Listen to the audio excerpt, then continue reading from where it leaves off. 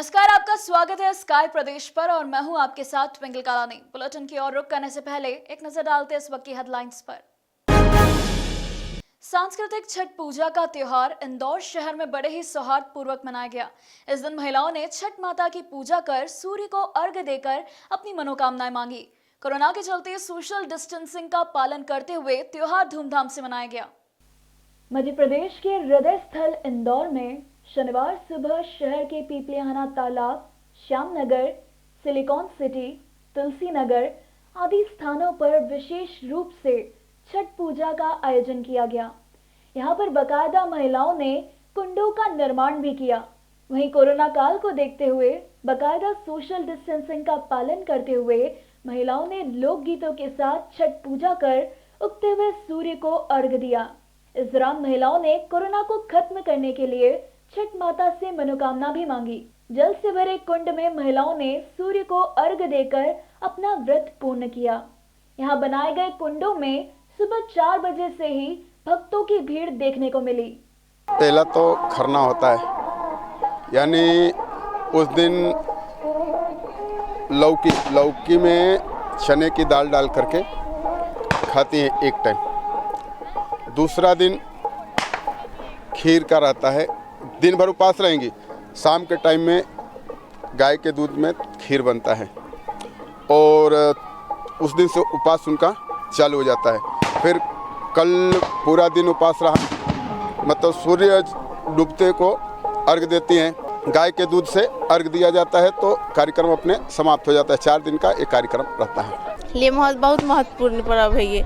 इसमें मतलब हर चीज़ का मान किया जाता है। जो भी मन्नत मांगी है इस माता से, छठी माता हम लोग बोलते हैं, जिसको अहिल्या माता भी बोला जाता है, तो इस माता से जो भी मांगी मन्नत, सारी मन्नत पूरी होती है। इंदौर शहर के लिस्टेड बदमाशों के अवैध ठिकानों पर प्रशासन द्वारा कार्रवाई की जा रही है। अतिक्रमण की संयुक्त कार्रवाई में शनिवार सुबह 6 बजे विजयनगर क्षेत्र की ग्रीन बेल्ट की जमीन पर बदमाश शेख मुख्तियार द्वारा किए गए अवैध निर्माण को प्रशासन ने जमींदोज कर अपने कब्जे में लिया। नगर निगम और पुलिस प्रशासन ने विजयनगर थाना क्षेत्र के ग्रीन बेल्ट पर शेख मुख्तियार के अवैध निर्माणों को हटाया। इंदौर नगर निगम द्वारा मुख्तियार के तकरीबन 15 अवैध निर्माणों को चिन्हित किया गया। सुबह 6 बजे से शुरू हुई इस कार्रवाई में बुलडोजर और जेसीबी मशीन की मदद से अवैध निर्माणों को हटाया गया। पूरी कार्रवाई में 3 थाने का बल व नगर निगम सहित प्रशासन के अधिकारी मौजूद रहे। बता दें कि मुख्तियार पर दर्जनों आपराधिक मामले शहर के कई थानों में दर्ज है। लिस्टेड बदमाश मुख्तियार ने पिछले दिनों नाबालिग युवक के साथ मारपीट की थी और उससे मुंह से बाथरूम साफ करवाई थी। यह वीडियो सोशल मीडिया पर खासा वायरल हुआ था। इसके बाद प्रशासन ने मुख्तियार पर कार्रवाई की थी। मुख्तियार के साथ उसके कई गुर्गों पर भी पुलिस ने कार्रवाई की थी। बहरहाल प्रशासन ऐसे बदमाशों पर कार्रवाई कर उन्हें आर्थिक रूप से कमजोर करने में जुटा हुआ है। ये पहले भी एक शेख मुख्तियार नाम का बंदा है जो कई आपराधिक मामले जिसके ऊपर दर्ज हैं और जो फिलहाल शायद मुझे ऐसा लगता है कि शायद वो जेल में है। तो उसके 15 अवैध निर्माण और अवैध कब्जे इस इलाके में चिन्हित हुए हैं, जिनको तोड़ने की कार्रवाई सुबह 8 बजे से की जा रही है। इंदौर के अन्नपूर्णा थाना क्षेत्र में बच्ची को थप्पड़ मारने के मामूली विवाद में एक युवक की चाकुओं से गोदकर 3 लोगों ने हत्या कर दी। अन्नपूर्णा पुलिस ने मौके पर पहुंचकर मर्ग कायम कर शव को पोस्टमार्टम के लिए जिला हॉस्पिटल भिजवा दिया है। इंदौर में 1 महीने में 10 से अधिक हत्या हो चुकी है। उसके बाद भी हत्याओं के सिलसिले जारी हैं। देर रात अन्नपूर्णा थाना क्षेत्र के सिद्धार्थ नगर में रहने वाले प्रकाश का घर की सीढ़ी पर बच्ची के बैठने की बात को लेकर पड़ोसियों से विवाद हो गया था। प्रकाश जब पड़ोसियों से विवाद की बात करने गया तो 3 लोगों ने प्रकाश पर चाकू से हमला कर दिया। वहीं परिजन प्रकाश को गंभीर हालत में हॉस्पिटल लेकर पहुंचे, जहां डॉक्टरों ने प्रकाश को मृत घोषित कर दिया। प्रकाश के परिजनों ने बताया कि पड़ोस में रहने वाले शिवदास, दीपक और राम भाव ने बच्ची को थप्पड़ मार दिया था, जिसके बाद प्रकाश बात करने गया था, लेकिन होने कुछ और ही थी। तीनों ने मिलकर प्रकाश पर चाकुओं से हमला कर प्रकाश की हत्या कर दी। अन्नपूर्णा पुलिस ने मर्ग कायम कर आरोपियों को गिरफ्तार कर लिया है। इसमें घटनाक्रम यह है कि ये सिद्धार्थ नगर, घटनास्थल सिद्धार्थ नगर में विकास अपार्टमेंट नाम से मल्टियाँ बनी हुई है, जिसको सिद्धार्थ नगर मल्टी भी कहा जाता है। वहाँ पर कई सारे मजदूर वर्ग के और अन्य प्रकार के साधारण वर्ग के लोग रहते हैं, जिसमें बच्चों के ऊपर नीचे चढ़ाव से उतरने चढ़ने और की बात को लेकर विवाद हुआ था, जो कि मृतक है प्रकाश कोचले, इसी बात को लेकर अपने ऊपर उस मृतक प्रकाश कोचले फर्स्ट फ्लोर पे रहता है और जिनसे उसका झगड़ा हुआ था वो लोग सेकंड फ्लोर पे रहते हैं मल्टी की। तो वो नीचे आकर इसी बात पे मल्टी के सामने नीचे आकर बात कर रहे थे इसी बात को लेकर। तो अचानक दोनों में विवाद हुआ, झगड़ा बढ़ा। इसमें प्रकाश कोचले को मारपीट में आरोपी रामदास द्वारा चाकू मार दिया गया। 3 जने थे, एक का नाम था शिवदास और एक का नाम था दीपक और एक था रामबाऊ।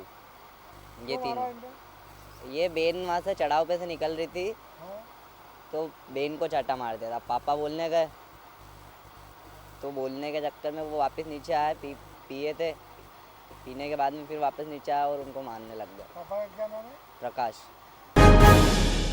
देश सरकार मजदूरों की सुरक्षा को लेकर चाहे लाख जतन कर ले, लेकिन भ्रष्टाचार की दलाली में फंसे अधिकारियों की वजह से सरकार की मंशा पर पानी फिरता नजर आ रहा है। ताजा मामला संजय गांधी बिजली उत्पादन गृह का है, जहां न सिर्फ मजदूरों की जान से खिलवाड़ किया जा रहा है, बल्कि उन्हें मजदूरी का भुगतान तक नहीं किया जा रहा है।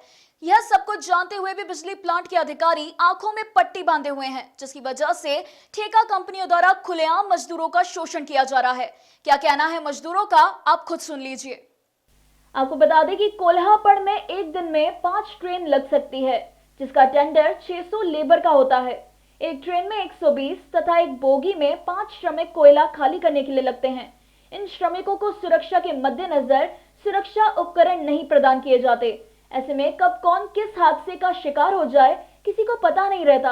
इन मजदूरों का शोषण इस कदर हो रहा है कि इनका भुगतान बैंक द्वारा नहीं किया जाता, ना तो उनका खाता खुला हुआ है। दूसरी तरफ सुरक्षा की दृष्टि से ना तो उनको मास्क दिया गया, ना जूता, हेलमेट और ना कोई दूसरे उपकरण। बगैर सेफ्टी के इनसे काम करवाया जाता है, जिस पर अंकुश लगाए जाने की जरूरत है। लेकिन ऐसा कब तक हो पाता है, इसका जवाब प्लांट के जिम्मेदार अधिकारियों के पास भी नहीं है। इस संबंध में जब ठेकेदार के सुपरवाइजर से बात करनी चाहिए तो वो कैमरे से बचते हुए नजर आए। मध्य प्रदेश की आर्थिक राजधानी इंदौर में एक बार फिर कोरोना का प्रकोप नजर आ रहा है। कोरोना के बढ़ते आंकड़ों को देखते हुए प्रशासन ने स्पॉट फाइन की कार्रवाई शुरू की है। जहां कुछ समय पहले इंदौर में कोरोना पॉजिटिव मरीजों की संख्या कम हो गई थी, परंतु त्योहारी सीजन में भी लोगों में कोरोना का खौफ नहीं दिखा।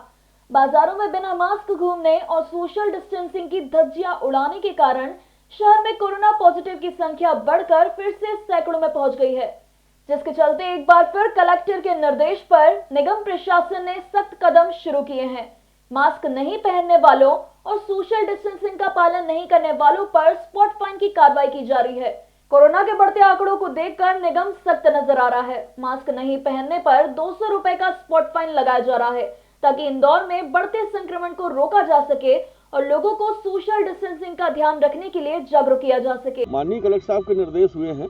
पहले भी निगम ने काफ़ी मात्रा में स्पॉट फाइन की कार्रवाई मास्क न लगाने पर, सोशल डिस्टेंसिंग न करने पर की थी, और अभी आप देख रहे हो कि एक नई सी लहर कोरोना की आई है और काफ़ी संख्या में चूँकि पेशेंट बढ़ रहे हैं, लोगों में जागरूकता की कमी है और इसीलिए ये शायद स्थिति देखने को मिल रही है। इसलिए जो है कलेक्टर साहब और निगम कमिश्नर माननीय प्रतिभा पाल जी के निर्देश पर ये स्पॉट फाइन की कार्रवाई हम लोग कर रहे हैं।